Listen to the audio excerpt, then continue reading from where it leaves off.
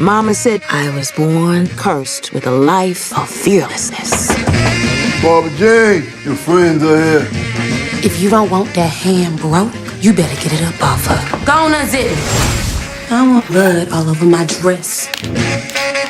Come on!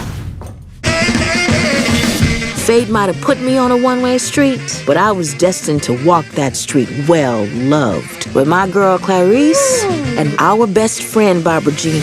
Look at the three of y'all walking in here all pretty and shiny. Remind me of the Supremes. Welcome to EARL'S, all you can eat. We still look as good as we did back in the day. That's right. Come on. I heard the news today. The world's a crazy place, y'all. Without each other, maybe we would have believed what the world told us about ourselves. Broken pieces, hot messes, bad omens. Don't you ever think you don't deserve better, ever. So you take my hand. But love was our glue. I just been thinking, if you were to ever get married, it should be to me. Oh, all I need is your love. I was supposed to be born fearless, but that was actually a damn lie. It's gonna be all right. Fate seemed to be picking on Barbara Jean for most of her life. Stop judging me. Oh, all I need. And Clarice was cursed with something else altogether. I gave up everything for this family. I never asked you to. If your tears make the real hurt you, I'll go back to time. Shower do that for you, yeah. We might have been broken hot messes when apart, but together, we painted a pretty damn good picture. To the Supremes. To the Supreme. All these things that you do, all these things that you do. Thank you so much for joining us today. And I'm going to ask a question that I kind of posed similar to the younger lady. So this film has a very 90s feel and a very 90s feel with regards to films like Ease Bayou, Love Jones, and a lot of those other films set in the 90s, but also in the 60s.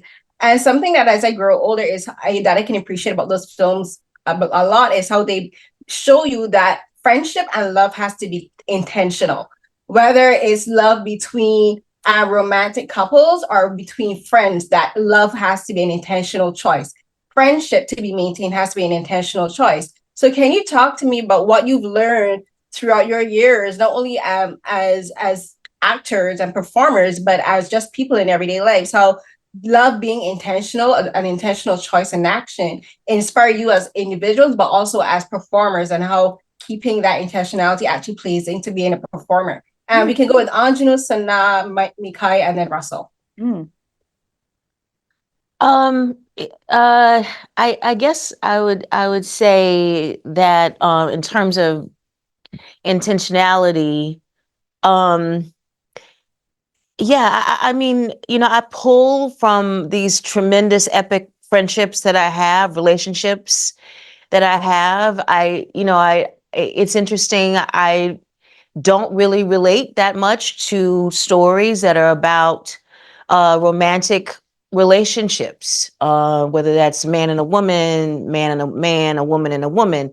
I really don't relate to them that well. What I do relate to are stories that are about friendships between women, relationships between a mother and daughter and family. Those have been the most important relationships in my life.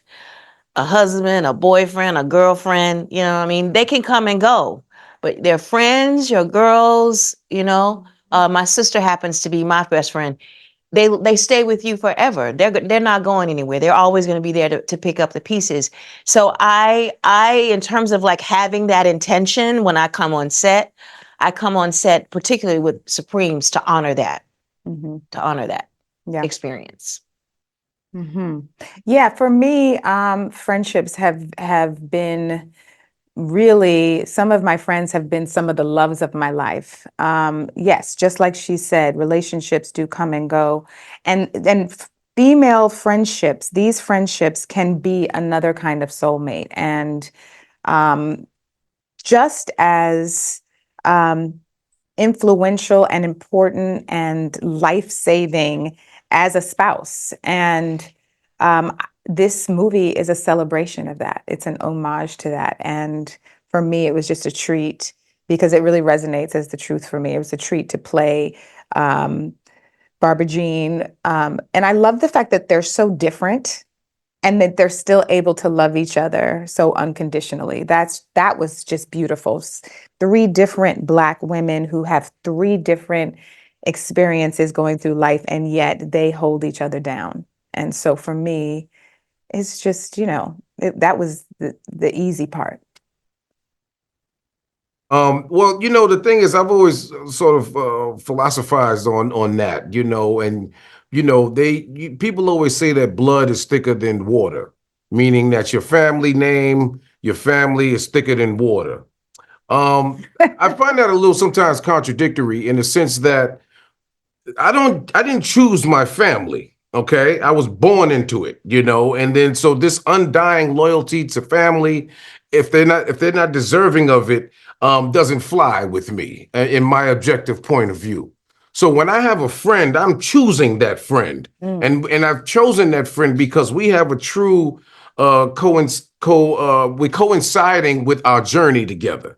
We have the same intention in succeeding in life. We have the same goal when it comes to happiness, when it comes to experience life to the fullest. Not every family member that shares the Phifer last name has that intentionality, So sometimes family members, I may never have even hung out with them if they didn't share the same last name as me.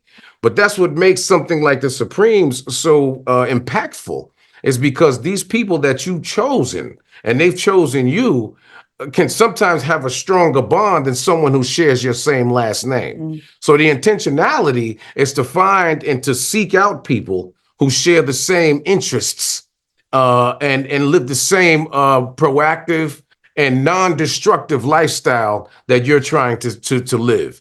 And that's what my intentionality when it comes to friendships and relationships in general. I'm not following that. That's lovely. Beautiful. Yeah. I'm hungry. I know, right? Me too. I agree completely with everything you guys said. I am all about platonic soulmates, and sometimes family is your stumbling block, while as the people, your friends, are the ones who lift you up. So I agree. But thank you so much for joining me, and congratulations on the film. Thank you. Thank you so much for joining us. I'm Carolyn for Carolyn Talks Podcast YouTube channel. So my question is going to be for all 3 of you. This film has very much a feel of the 90s films, like films that were like the Brotherhood, films like Mr. and Mrs. Loving. Yeah. And so it really made me think a lot about the 90s. For you, you're younger than I am. I'm an 80s baby. But what was it stepping into a film of this particular genre and feel and look? Because the vibe is very different to more modern day executions of film. So can you talk a bit about just stepping back into that part of the past and how that made you feel and giving this particular concept of film today? I think it was so beautiful. I think I was inspired by the films of the 90s. So when the opportunity presented itself, I was like, oh, I have to jump on board to this because I love a feel-good movie. I love a movie about friendship. And then at the end, love wins at the end. And I love that this love that wins is sisterhood wins at the end. So it felt really good. And then I also love a period piece. Throw me in a period.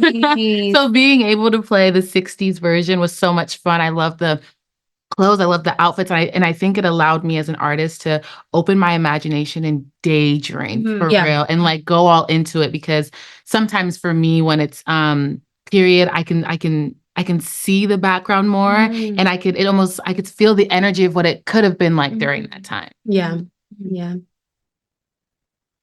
And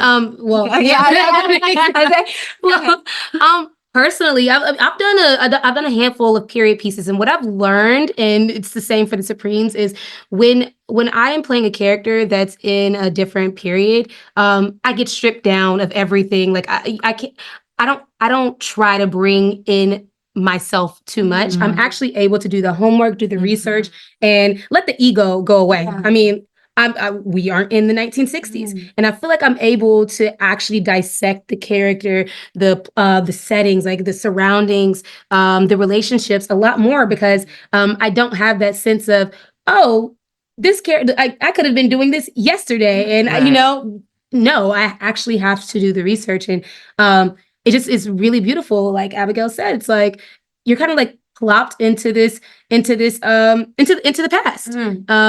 And it's also like it's a connectivity to my ancestors. Right. I'm like, wow, you know what? Like my mom was a little girl in the 60s. Like it makes me feel like maybe I'm like, you know, like I'm sitting next to her. Yeah. It's so cute. Hey, Ma.